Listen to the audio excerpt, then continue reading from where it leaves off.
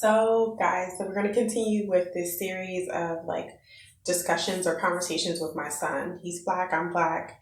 I just wanted to talk a little bit more about sort of the blue culture, which is the police culture. I was a police officer. I know it's crazy.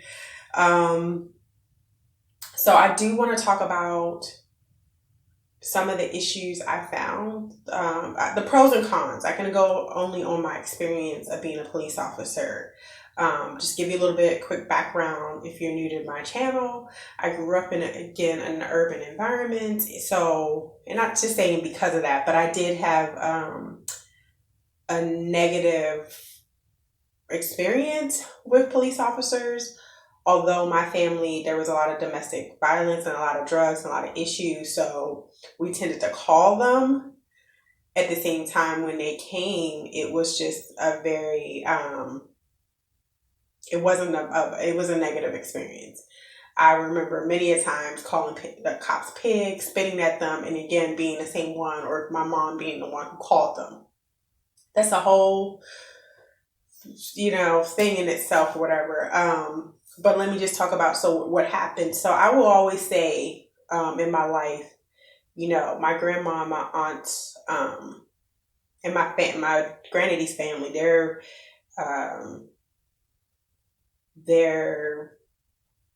tethered us to Christianity. And no, I'm not talking about white Jesus. I'm not. If anyone has that picture of Jesus up, but I'm just talking about like just that faith was really just the core of my life, even through all of the poverty and things like that. And one thing my grandparents always, stressed with us was education. They weren't allowed to get, equal education. And so they always stressed that with me and my cousins. And so that was just always like drilled into my head. And I would say like education has changed my perception of police, in a sense that I understand again what the purpose of police are supposed to be. They're supposed to be to protect and serve the community. So what changed my thought, I got pregnant. Guys, I was fighting this. I didn't want to get pregnant. I didn't want to be unmarried. I really thought I was asexual. That's a whole nother situation because I was like, I just want to be left alone by men. I wasn't attracted to women, which is nothing wrong with that. But it's just like, I just don't want to fall pregnant. I don't want to me, I associated men, any race of men or ethnicity, men with like just dragging a woman down and just, she won't be able to reach her dreams.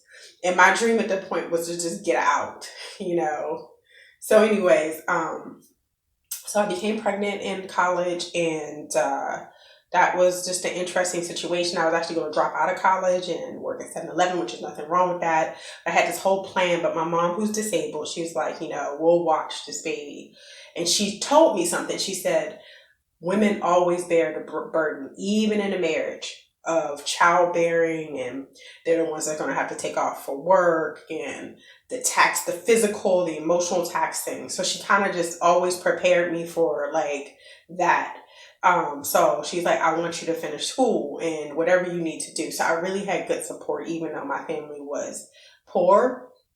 I had really good support. She's like, just go to school. She's like, please don't bring any more kids in like this. Babies are blessings, but it's just going to make it even harder for you to try to reach any sort of, just to reach the goals that you want to reach. So anyways, I was planning to go to law school. That was my plan. I took a semester off of college. It was just a lot of, even talking about that, when people talk about systematic racism and black on black crime and all these things that are coming up, it's just almost, I told my son, in a way, you have to change your mindset. But it's like the system is rigged against us or against black people specifically, but black and brown people or like the minority or disenfranchised. Just like already, I just remember that time. I know I'm all over the place, but y'all just stay with me. When I was, I was pregnant, I was studying for the LSAT. That's the exam that you need to take to put, it's almost like the SAT for law school. Myself, because I couldn't work because I got so sick. But I couldn't work. I had 3 jobs before I got pregnant. And when my first trimester, I couldn't work, so I didn't have money to go to the boot camps. I also, you just realize the disparities just starts from the very beginning. I didn't have money for um, my law school applications. So that was a whole, I'll get into that later because I had to reach out to my father, who I only saw intermittently throughout my childhood, and that wasn't a positive experience either. So I started thinking about what exactly, I had two majors and a minor, and I had to drop one of my majors because it was too much.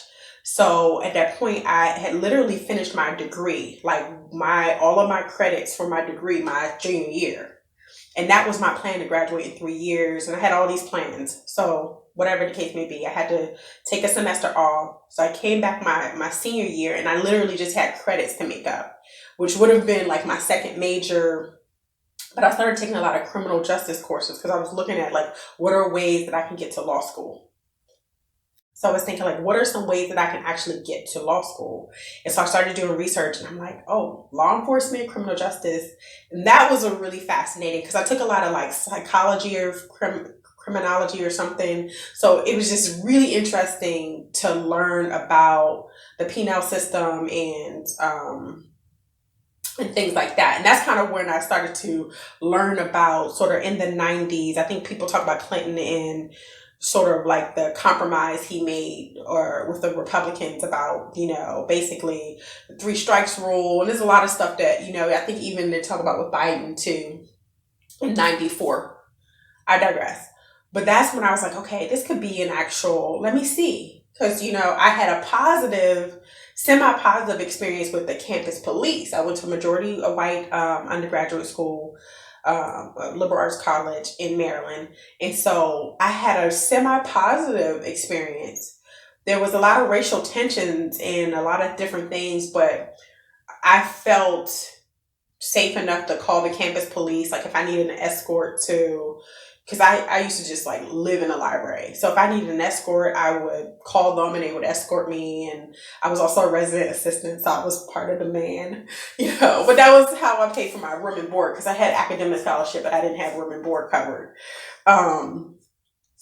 Anyways, so that was what I was doing. I was starting to work. I played tennis and a lot of other sports, but I never worked out. So I started working out, because when I started looking into the requirements to become a police officer, it was kind of jarring. It was like you had to, at the time, I think they were starting with the 4-year degrees, 2-year to 4-year degrees.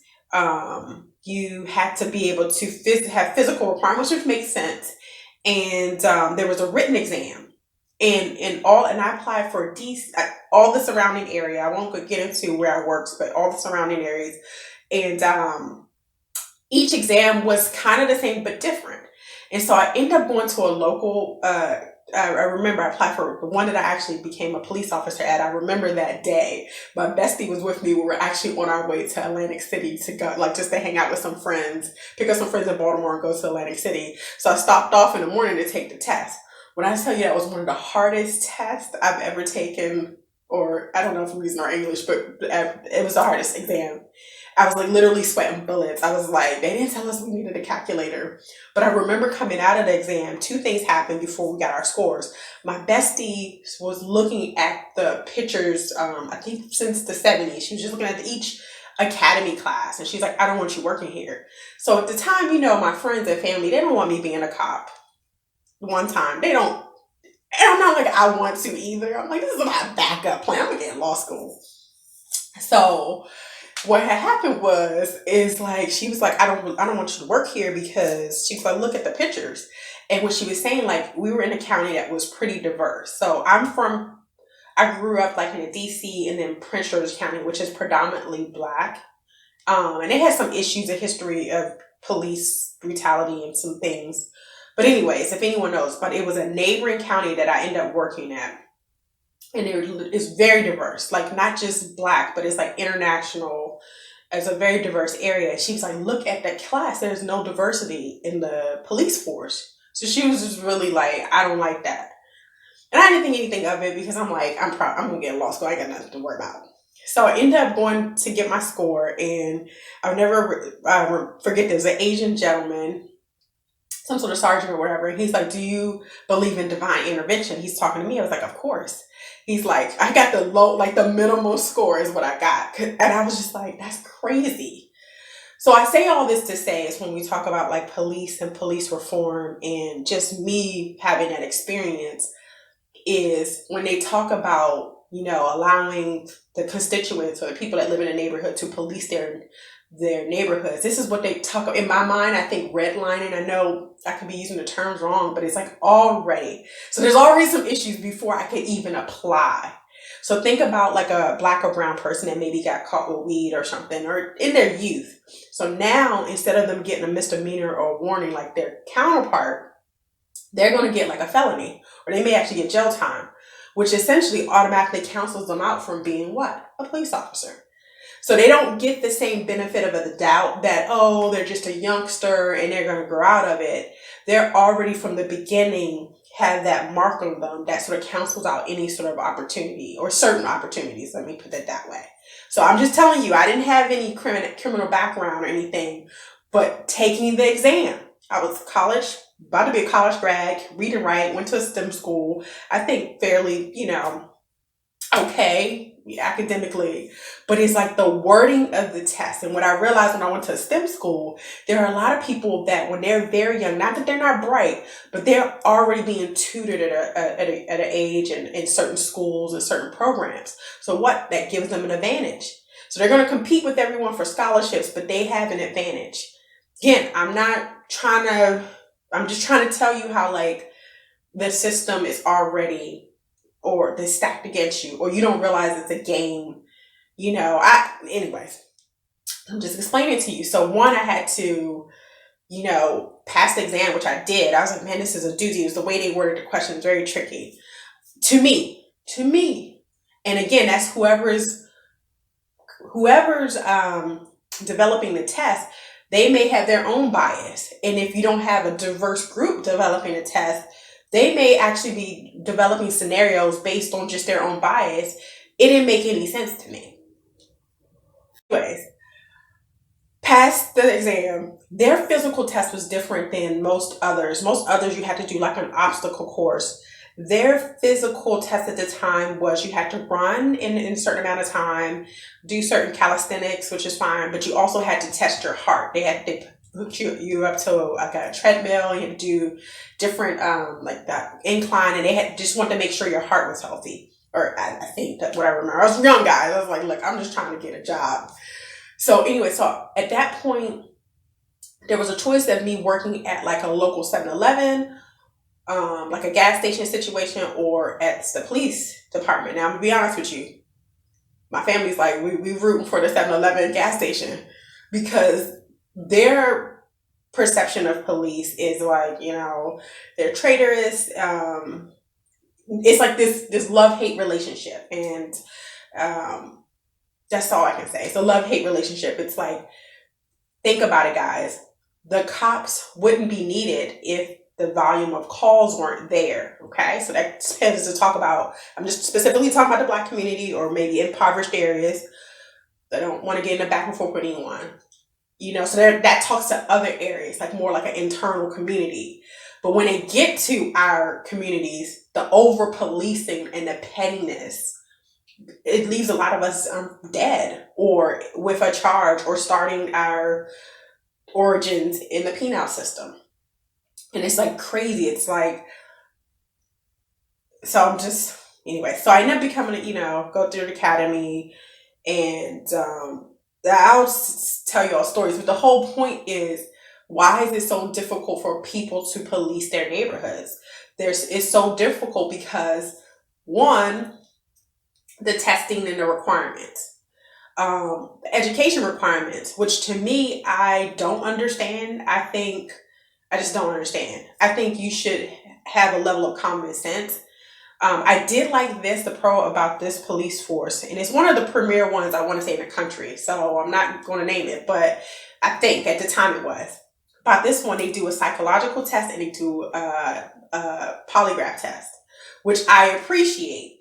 So there's a lot of pros and cons that I, experienced, but I'm trying to get you all to at least talk about the recruitment process and community policing and what are some cons against it. So anyway, so we had the testing. So the psychological testing is giving you different scenarios, which I think all police departments should be doing this. But I know each state, the budget is different, the education is different, the culture. I'm in a very mixed, progressive area, so it's not without its issues, but that's a benefit. The polygraph, it was really good too, because it basically tested my integrity and my honesty. And some people, whether they give weight to them, I don't know, but I thought they did a good job of really trying to select people for whatever the core values they were looking for. So anyways, I get to the policing, which I had issues with because I kept saying, God, come save me, I gotta get into law school. Like, I was, guys, you have to realize I probably was I probably had, after you have a baby, I probably had a lot of issues, and it was that time in my life, it's like a blur, but it's not. It was just, I was so stressed out. I was really stressed out. I just felt like I let my family down, let myself down. There was a lot of issues with my baby daddy. It was just a lot of issues. So, okay, got enough time. So anyway, so I go and I'm in the academy. And to me, what I thought was really interesting, they had a law part. They had law, traffic law. I can't think. They have? Of course, the physical self-defense, like if you're in a one-on-one situation. They had what they call, I don't think people are aware of it, and I don't know if it still exists. I'm pretty sure it does, levels of physical force. It's like a continuum. So of course you want to start off the lowest level and go up. And of course, the last one is neutralize. It's when you actually, shoot someone, and you are trained to shoot to kill. But I'll be honest with you, at least at this time, there are so many levels. I mean, the first level when you get onto the scene is to deconflict. It's to assess the situation. And I had my whole spiel down. And so I'll get into that. I had to take remedial driving because what? I lived in the city, so I didn't drive until very late. So I had to take remedial driving. They called me Crastro. My name is Castro. Anyways, remedial driving, and I had to take remedial shooting because there was a lot of shootings in my neighborhood, but I didn't shoot nothing. And my granddaddy, I think he had like one for protection. Anyways, too much information. But law, I did well in. Traffic law, I did well in. Anything that was the academics part of it. And they had what they call simulations, or I guess scenario training. I excelled in that. And the reason why, and I'm not saying it to pat myself on the back, but I'm trying to explain something to you. The reason why I excelled in that, because I had grown up in my own foolery. and sometimes you wonder what you grew up in the family you grew up, because, okay, so certain things just literally, I don't judge people for how they look. I don't judge people how they talk. I look at other things. I look at other behaviors that has nothing to do with the color of your skin. It's not like I don't see that. I hate when people say they don't see color. I do see that. But the things when I'm in a mind of like survival and criminality, I'm not looking at that. That's not going to make, like if I see a black man with hair or a white person. Now, I'll be honest with you, there are stereotypes that black people, I think, as a black person, had about white people because I grew up in an urban area. So if I saw an older white guy, because of my grandma, so we all programmed, she would say that they're trying to molest kids. I'm not saying to any older white men that watch this, especially if she saw them in like a utility truck, So we all are programmed to have biases and you just got to fight against it. But for the most part, I just grew up, there's certain intangibles that go across all races and ethnicities that will make my like hairs in the back of my neck stand up. So they noticed that a lot of my white counterparts, they would always end up taking out their gun. So I'm trying to give you all a scenario. Okay, so we had a domestic violence call or whatever. So my white counterpart, he literally ends up arresting the guy, and he had his gun out in the scenario. I mean, you can go through it. That wasn't my thing. One, I just told you I grew up with domestic violence, so I've been that person. So what I ended up doing, and they thought it was like, this is odd. I ended up making sure I cleared the house. I had everybody in handcuffs or zip tie, like the zip ties, even the kids, kitty kids. I mean, if they were young, but you don't know. People see you putting their parents, then that's how you die too. But I had everyone separate and I waited until I had backup. And they thought that was odd. I'm like, look, I'm waiting till I have backup because that way I can really, you have somebody has your six and I can separate everybody. So at that point, because a lot of people sometimes think that it's the man that's always the aggressor. That's not the case. You have to be able to assess the situation in a short amount of time. And if somebody calls and they're an abuse, there's so many things that's going on with that sort of scenario. There could be factors. But the one thing I did was separate everyone. You can call social services resource. I called someone, and I didn't want them to take the kids away, but I wanted they can handle the kids. So that I got the kids handled. I had the two parties. I can hear one side of the story. My other partner can hear another side of the story. That we can come together and figure out the situation.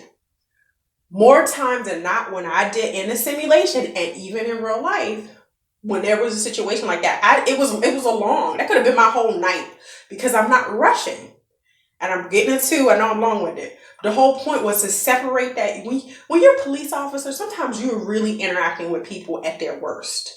Okay, it could be a reflection of who they are, but it could be drugs, alcohol. It could be I lost my job. It could be so many other things. You're just meeting people at their worst. Or when they're in most need, most vulnerable. So I separate the two and I figured out the situation. I didn't arrest anyone. I gave citations and I made in that situation, that particular scenario, I did make the man like go to a friend's house or go stay at a hotel or something like that. Or go to aunties or something. Cooler heads prevail. And I gave the social services resources to the young lady because I think in that case it did seem like the man was, but you just never know. Everybody can go back in the house. Look, sir, you got 24 hours. You need to just cool it. Because she was saying it just seemed like an anomaly, like something happened, an event happened. So to me, you're putting all these clues together. So that begs the question: should police have to do all that? Look. I think you need to hire people that they're problem solvers. They're not out to get you. So here goes to my two training officers. I have two different training officers who thought I was crazy. I thought they were crazy. White. Nothing wrong with that. I'm not mad at that.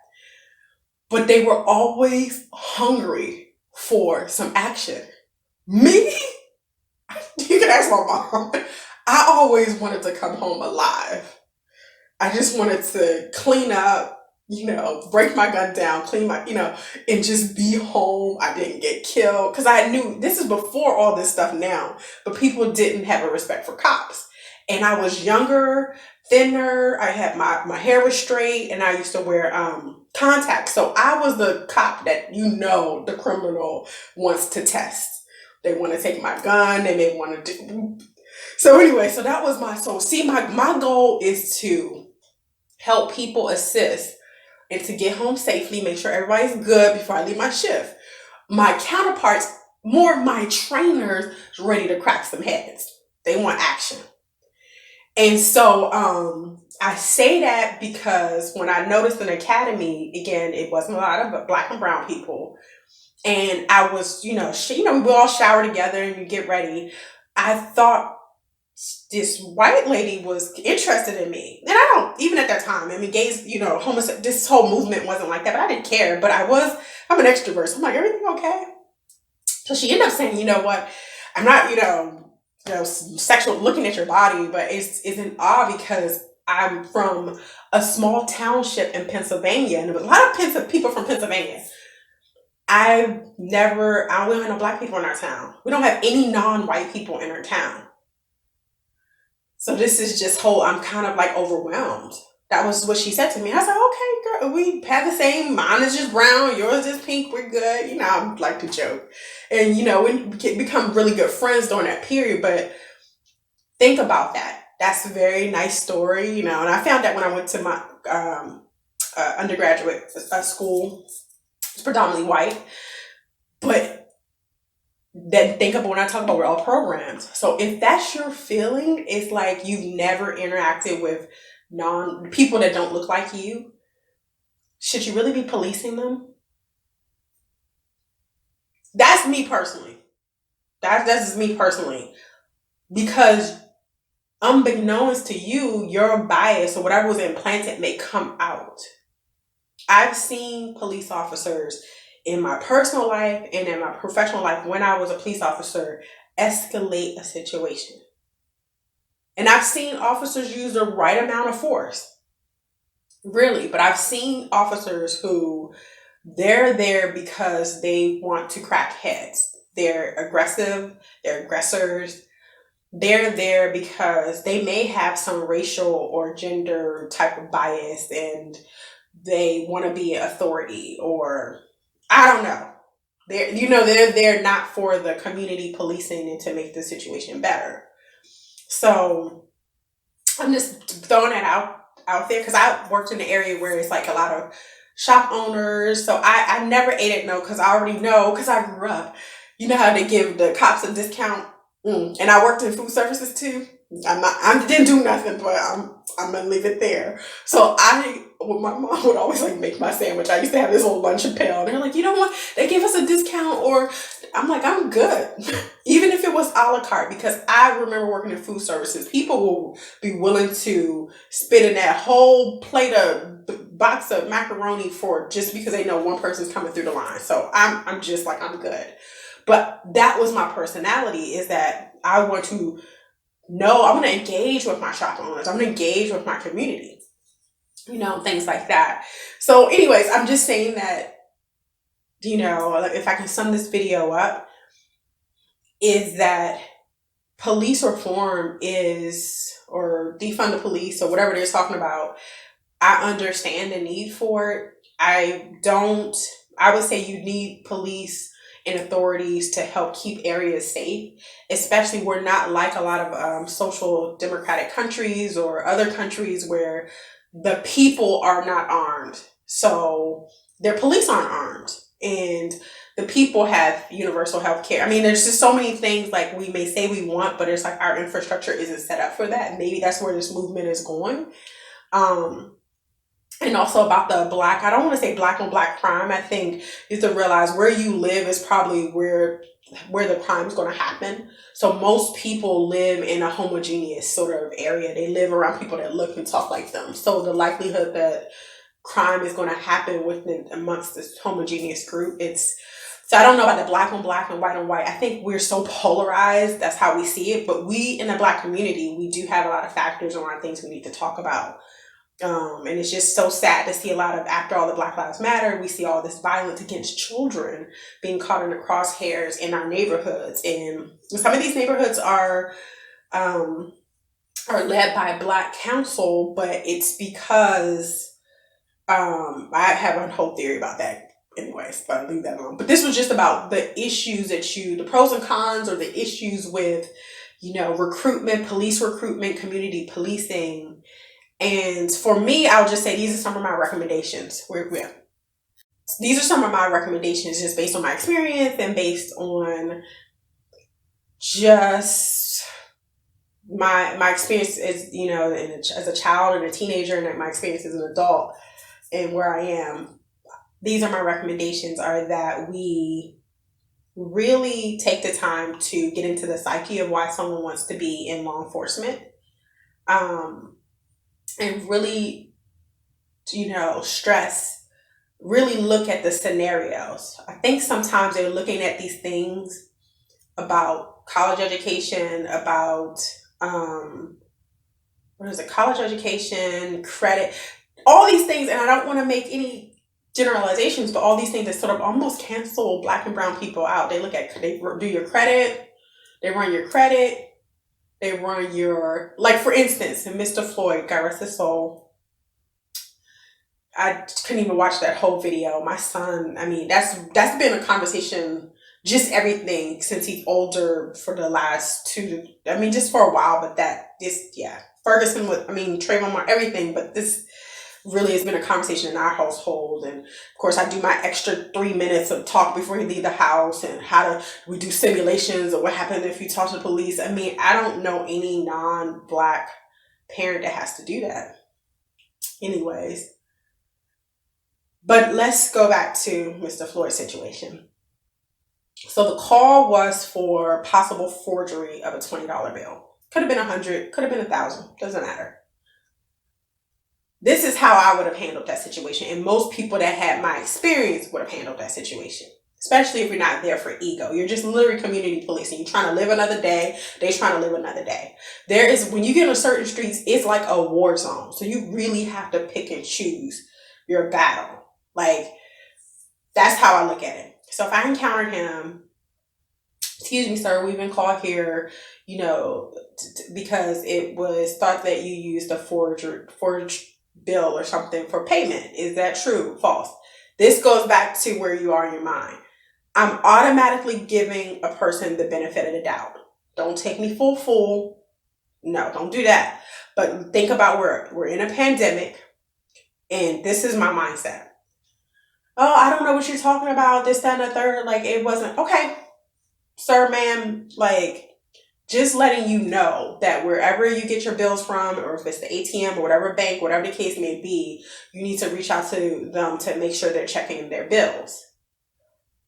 You good? Like, we're in a pandemic. Do you need a mask? Like, I would have been more like that. Do you need a mask? Or here's a mask. Like, have a good day. Because I would have been looking at the whole picture. There's not any weapon on him. There's no, like, suspicious behavior. Why would you still be in front of the store? Like, I would have been, to me, the first thing, why is he still here? If he did something illegal, most people are not going to be there. So this is how, because I'm thinking about how I grew up in certain situation I was in, or I saw people that was in, whatever the case may be. So you see, and in my mind, I'm like, this is too easy. Do you know what I mean? Like, have it, be safe, just pay attention to that, this, that, and the third, whatever. Because there really was no evidence or no cause for anything else. Boom, boom, shakalaka, boom, boom. I would have went into the store owner, and there's I think the amount was too low, but if it was a higher amount, I could have did a report for the store owner and they can file something, this, that, and the third. Everyone's alive. I actually have a good relationship with this gentleman. Let's say he is in some criminality, or he knows something. Maybe he could become an informant. I don't know. That's the way the mind's working, because you got to build trust with people. But that's it. So I'm not saying that he didn't have a right to say anything, or sometimes I see these officers, they do have bias. That's why they stop people. But instead of them being like, it was one, I saw the guy, he was going under the speed limit. So, when a cop started getting in an interaction with him, he could tell, man, I do have a bias, but he's trying to fight it. He gets like, look, man, I just saw you look suspicious, and, I apologize, have a good day. But he went into asking him about where he's working, where he's coming from. He gave him a warning. Like, it was just too much. And that goes into, in the very beginning of when you're recruiting police officers, being able to sort of assess the intent of why someone wants to be a police officer. Because a lot of Karens, male and female Karens, want to be police officers because they want to they want to be an authority. So just one last thing I'm going to say. This is a long video. I'm going to cut it or put it in different parts. One last thing I want to say is that God has been so good, and I know some people don't believe what I believe, but I look at my life, and I'm just really just floored at certain positions that I've had, and education and things. So my current job, I've been like 15 different jobs, but my current job, I'm an IT project manager. So I talk with like DBAs, database administrators, software engineers, the whole 9 yards. I'm a Scrum Master as well too. So this job is predominantly, white. And I'm talking to this one guy. So you just talk about your background. This white guy, he looks like he's Thor, no lie. Like really buff, but he's an asshole. I love him, but he's an asshole. And so he was just like, oh, you were a cop? Like where? We found out like his ex-girlfriend was actually in the same academy as, that I was in. And he looked at me like, you're a cop? Like you were a cop? Because I look like an old church lady now, which is fine. I was like, yeah, that was sort of my plan B or C or what have you, and whatever. And I was trying to get to law school the whole time. He's like, I was for like almost like 5 years, I was trying to be a police officer. And I was just like, well, what happened? So he was just telling me about different situations, which it raised my eyebrows. And just, I don't know. So we're friends. It's over almost 3 years. We're friends and work friends. Let me just make that clear. Cause I think he's probably low key holding his Confederate flag, but whatever. So we work friends, professional, and we got into another discussion. He's like, I just really can't believe you're a police officer. Like, cause in his mind, he's weighing the things that they wanted. He has his 4-year degree. He's Thor incarnate. He's Thor, and he does have like this very sense of authority, But I told him, I said, you know why you're not a police officer? Because he doesn't believe in God. I said, you should believe in God, because you would be in prison being someone's bitch right now. Or being part of like the Aryan Nation or something, whatever, some protected class. Because it's a whole other world when you get into the penal system. And he's like, why? I said, I'm actually being serious. I said, because the reasons he stated he wanted to be a police officer is just to tell people what to do, to be right, to be in a position of authority. I said, that's not the reason to be a police officer. The reason to be a police officer is to protect the community, to serve the community, and when you're in a heightened situations, is to de-escalate the situation to make sure everyone goes home safely. That's the purpose of being a police officer. People should want to look up to you, want to be you. They shouldn't fear you. And so I said, you, my friend, would have had so many IA, internal affairs, or whatever they're doing, whatever they do now, but you would have had so many investigations against you. And the sad thing, he probably would have, moved up the ladder and things like that. And that's where it goes into community policing. And in some of these places, because he happened to be in the area at the time, not necessarily DC, but some of the surrounding Maryland counties, the one that I worked for especially, they really did a good job assessing your psyche. It doesn't mean that people didn't slip through the cracks and they didn't have their own biases in their final selection. It's just, now I had an issue when I had to get placed. I didn't want to get placed in urban areas. No, people don't come at me. Because it's trauma. I don't think people understand Black people. We have a generational trauma. So I was like, I want to work in the areas with all of the diplomats. And I wanted, at the time we didn't have Uber, but I want to be a taxi driver for the diplomats' kids. And, I was, because in the county that I serviced, it was a very urban area, Black and brown, Latina, Black, international. And it's that way across that whole particular county, but as you go up, it's more, affluent, I'll put it that way, and things like that. And it's low key. So I was just trying to go for the low key, not even the affluent, the low key. But my sergeant, I said, you didn't even look at, it was almost like military, they give you 3 choices. I'm like, you didn't give me any of my choices. He gave me 2 areas that were like the city. And I was like, why did you do this? And he's like, I'm not going to have to worry about an IA with you. Like internal affairs, like any sort of issue. And I didn't get it until I started working I was at a substation and I was at a major station. I didn't get it until I was working with my trainers and working with the different officers. I remember my first arrest, and I was so pissed off at this. It was a Latino guy. I was just trying to get brownie points. It was like the end of my training and I was already getting in with my training officers. So I was like, oh, I see someone parking in the fire lane. And of course, I'm thinking about my own self. It was in front of a CVS. So the likelihood is probably an emergency. But, I'm trying to touch the hood. It's still warm. So he just got there. So I'm thinking I'm just going to give a citation. And for whatever reason, the guy was really well dressed. And I asked him a question. And I need you all to know your rights. And be careful because they can kill you now, I guess. But I asked the gentleman if I could check his pockets. And honestly, I didn't even have any probable cause. I was I'm just trying to show you I learned. I was paying attention in class. He said yes. And in my mind, I'm like, F. So I checked his pocket. He has paraphernalia in there.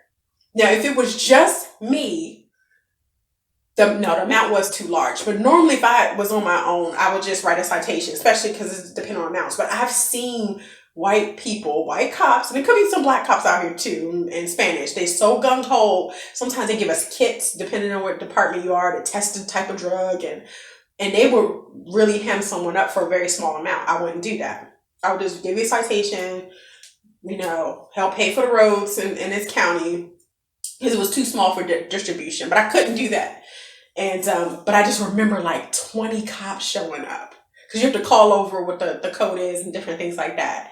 because I needed the dogs and stuff to come. I'm like, why? I asked people, like, why y'all come? I'm good. And it was like, we wanted to help you, and you sound scared. I didn't sound scared.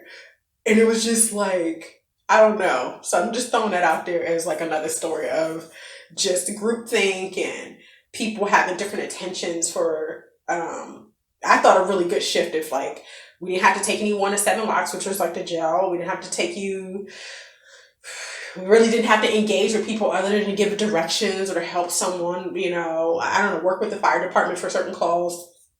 But my trainer, she was like, man, it was so boring. Like, she was like bored. I'm like, whew, thank you. So it's just not like I wasn't ready and postured to like, if I have to engage and you have to ramp up whatever that continuum is, or, you know, but I was okay with not having to a scuffle or something with someone. So it's just, again, we have a lot to talk about as a community. I am hopeful because of my son's generation, and I'm hopeful. I'm hopeful because I see this more of a multicultural mix and concern. I just don't want us to get off focus and forget that we have to be active participants in our community. And that includes voting, not just for the general election, not just for the primaries. Well, for the primaries, like voting for your local elections and municipalities and things like that. And really learning about American civics and learning about, if you're Black, I'm speaking to the Black and white, but learning about your community and ways in which we can assist our community and talk about those discussions which no one wants to talk about. The crime within, the crime against women, the crime against kids, fatherless homes. And I'm not saying this to judge anyone. I'm saying this because I've experienced it. And that adverse impact that it has on our community. And it makes everything else, we're just in disproportionately with the COVID, we're disproportionate with wealth, net worth. It just affects us, and it affects the generations after. Okay, this is long, but I hope it offered you just some insight into the things I talked to my son about, and we challenge each other, and I challenge you to kind of know what your biases are and to try to, you know, just know, be self-aware at the very least. And if you have certain biases, you shouldn't be in certain type of jobs. Okay, bye.